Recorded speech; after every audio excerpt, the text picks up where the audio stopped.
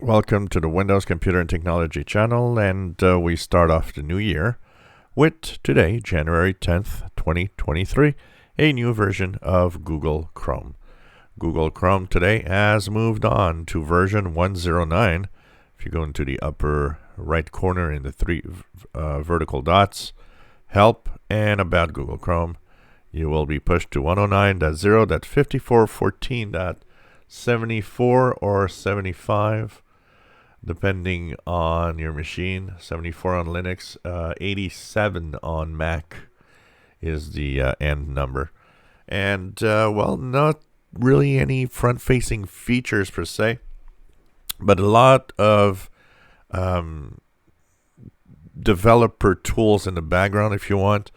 One of the things is the cookies that now will have their own kind of, space, kind of enclosed space where it can't escape, and kind of a way of Google to do its own way of limiting third-party cookies from snooping, things like that.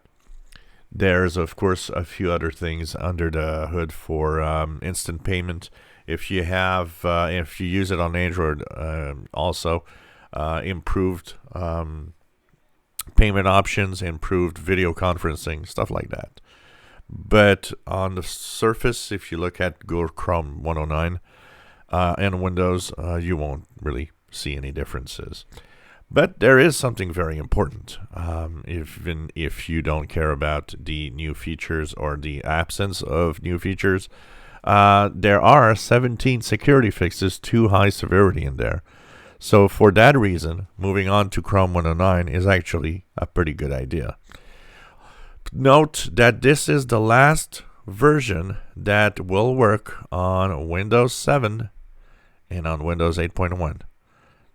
Starting next month, when Chrome 110 actually arrives, you will not be able to install that on Windows 7 or Windows 8.1.